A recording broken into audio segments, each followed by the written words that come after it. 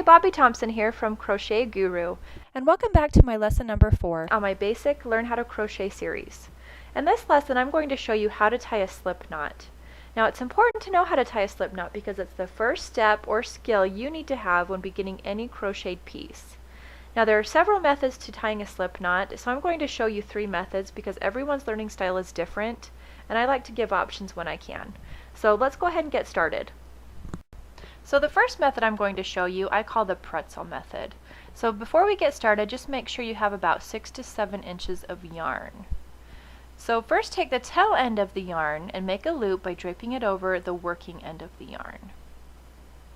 Go ahead and take the tail end and pull and fold it toward the back of the loop, forming a pretzel.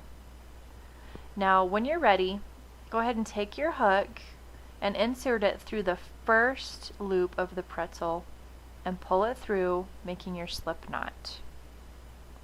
Now if you pull on the tail end of the yarn, it will tighten your slip knot around the hook and make it more secure. But if you pull on the working end, it will loosen the slip knot. Now you don't want to make this too loose or too tight, so just make sure that it's a snug and comfortable tension. So in this next method, I'm going to use my fingers rather than my hook to form my slip knot. So go ahead and take the end of your yarn and wrap it around your index and middle fingers. Now cross the tail end of the yarn over your fingers again by making the letter X over the top of your fingers. And then push the yarn through the first loop and pull through, making sure to grab the tail end and working end of your yarn so that you don't lose your slip knot. And then go ahead and tighten it for the correct tension after you're through.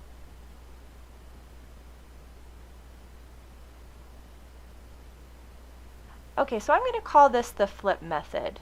So go ahead and take the tail end of your yarn and make a loop by draping it over the working end or the attached strand of yarn. Now go ahead and take your loop and flip it over the attached strand of yarn. And then take your hook, pull that attached strand of yarn through the loop, making your slip knot. Here are a few tips before I go. If your slip knot is too tight, the following steps will be too difficult to accomplish. So make sure your slip knot glides easily on your hook.